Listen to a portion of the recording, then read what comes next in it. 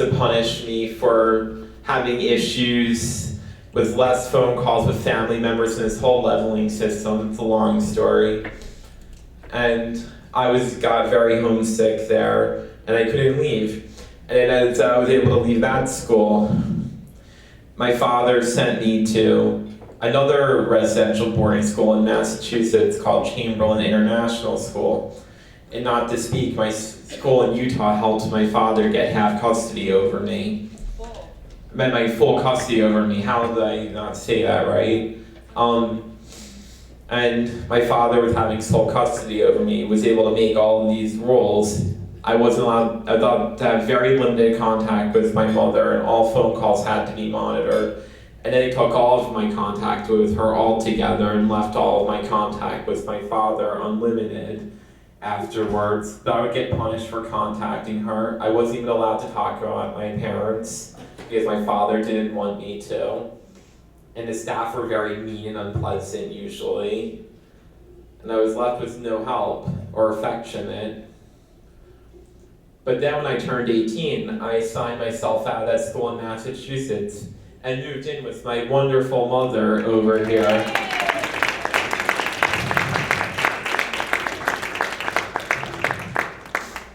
And we have been back together ever since.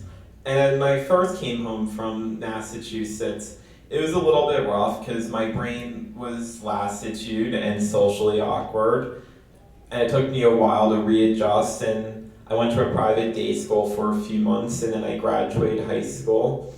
And then I started at Delaware County Community College, and while I was there my first semester, I was slowly getting my brain back. And now I am mostly better, and I still have ways to go before my brain is totally better, but I made High Honor Society Phi Theta Kappa at my college.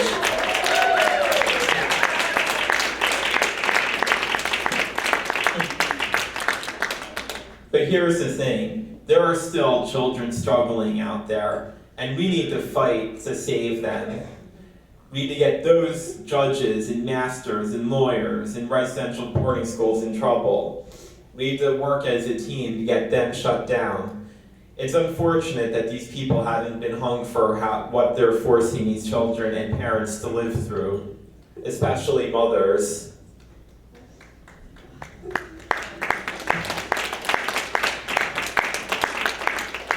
So what can we do to make a difference?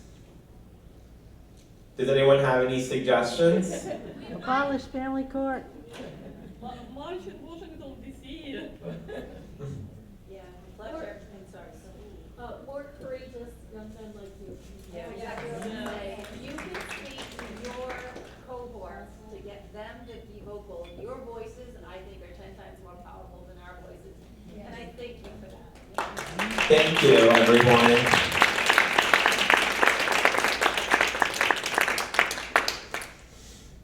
Love you, Fletcher. I love you too. Yes. Okay. That Fletcher. It's a braver generation, I think, with social media, they say that's, a big piece of the puzzle, and younger people usually are all, knowing about social media and making the most of it. I wanted to mention a friend, her name is Trinell Gabay, G-A-B-A-Y. She has started a foundation in memory of her husband who was caught in gun violence. It was the West Indian Parade in New York. It was fairly well advertised, and he worked for special counsel here in New York, right here in Albany. And there's a scholarship in his memory, but she wanted to help the youth 9 to 14 not get into gangs. And I've been in Brooklyn for a few years, and I've met people who lose their kids because it's the neighborhood. It's not unusual to get shot in this neighborhood, and there have been episodes, more and more near the subways or wherever.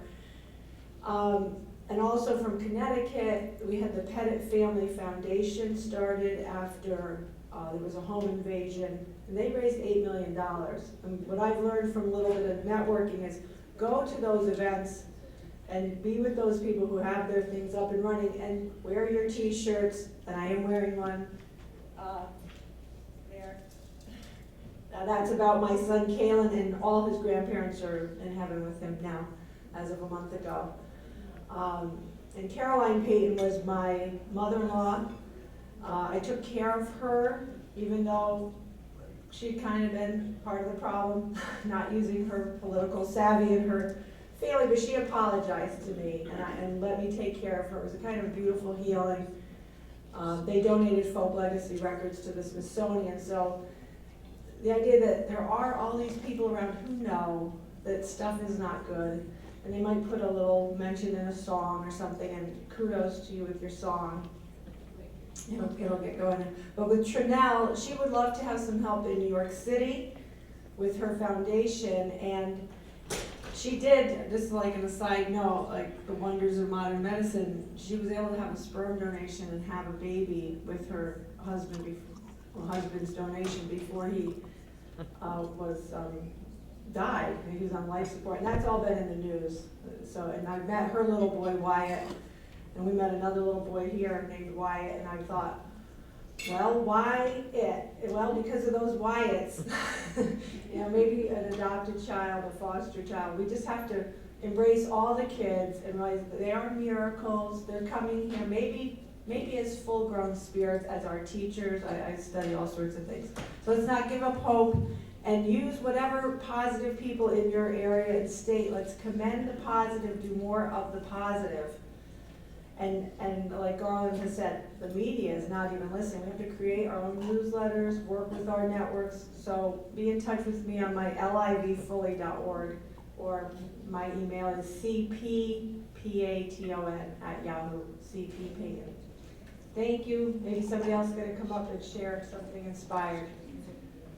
And I'll just mention there is a Toastmasters conference here in the next month or so, May. And it's special, and these people work all over the world, and we can use their speaking forum to perfect our messages. They'll give us a little feedback.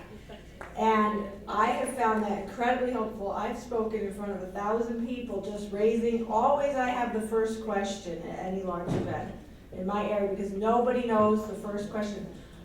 People should kind of plan 1 or 2 people to have a question. They don't, so I take the first question. And I said, because I've trained with Toastmasters, I can stand up and not fall down here. Plus, it helped me when I was in court representing myself 20 times.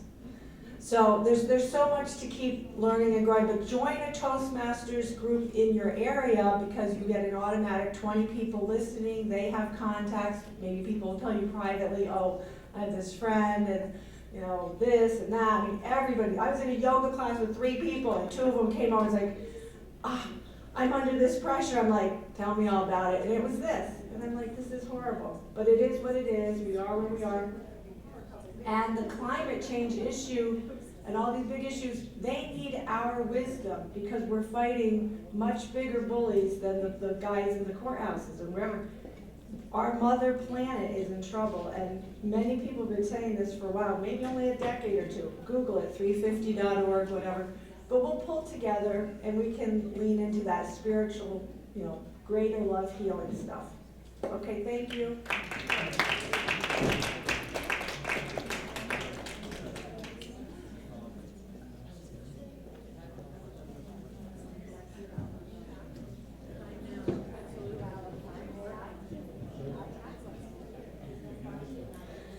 This is my daughter, Micalah. She's 18, and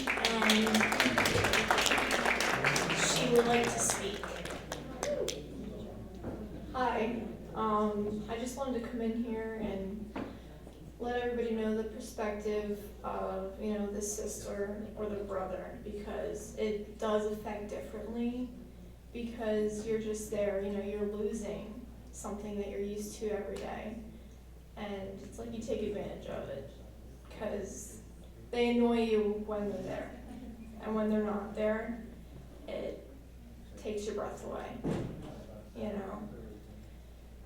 I grew up with, technically we're not, full blood, but he's always in my heart. He's 12, I'm 18, but I way raised him. He's my absolute everything. He's my best friend. When he's not with me, I feel like part of me's lost. So this has been absolutely awful. I have no contact. I can't call him on the phone. The hardest part is I know exactly where he's at. I know what school he's at. I know where he lives. I know his address. I know people that see him every day. He is probably about 15 miles down the road.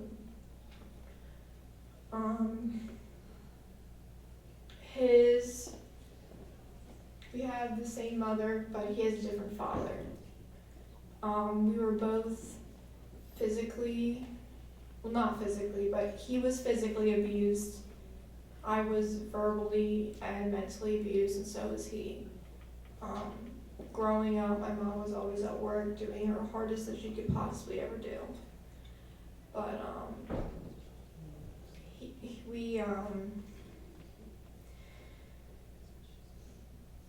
basically, we were told always that we were nothing, that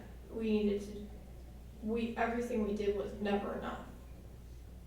But he, as a little boy, would be, he did one thing wrong, he'd be put in the corner and belittled, and I would have to stand back because if I did something, it would be worse.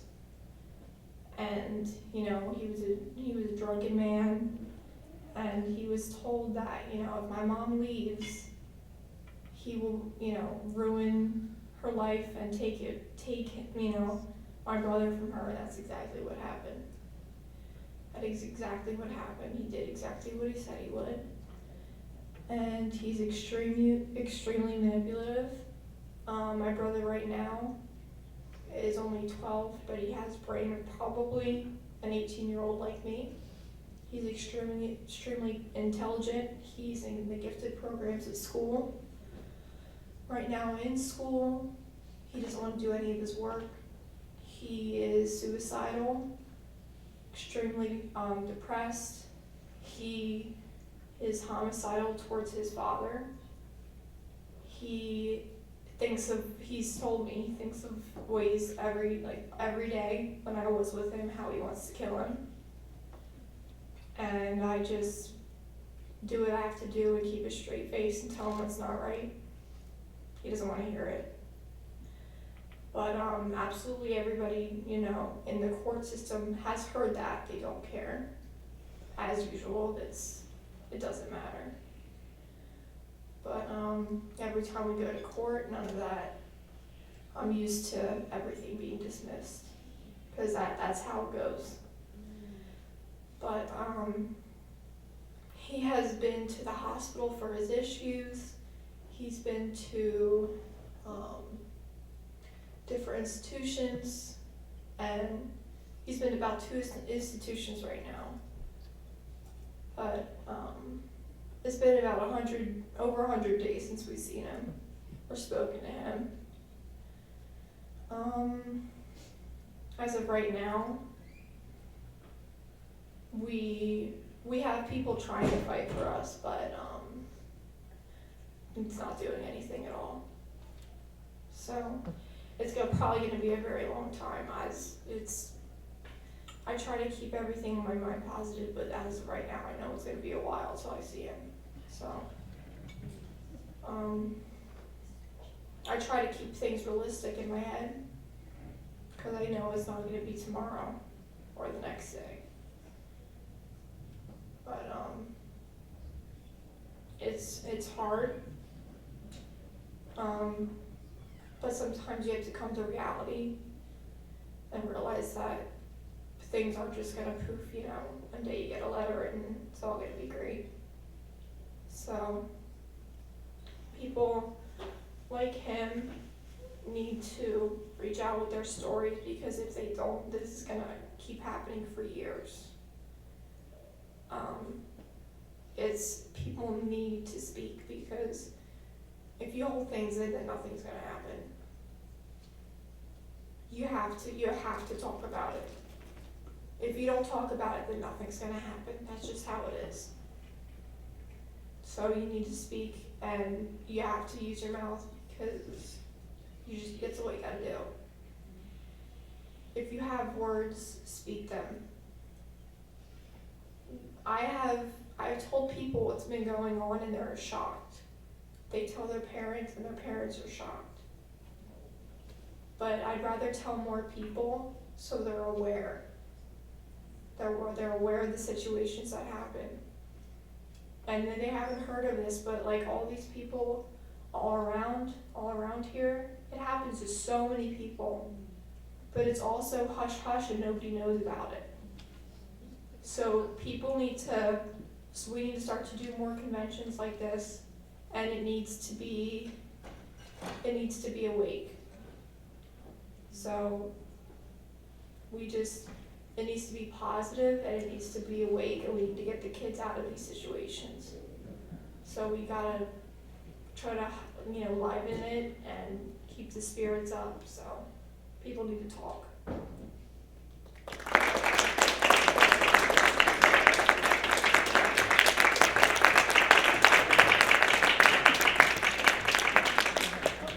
7 minutes, guys. 7 minutes. We have a paper floating around.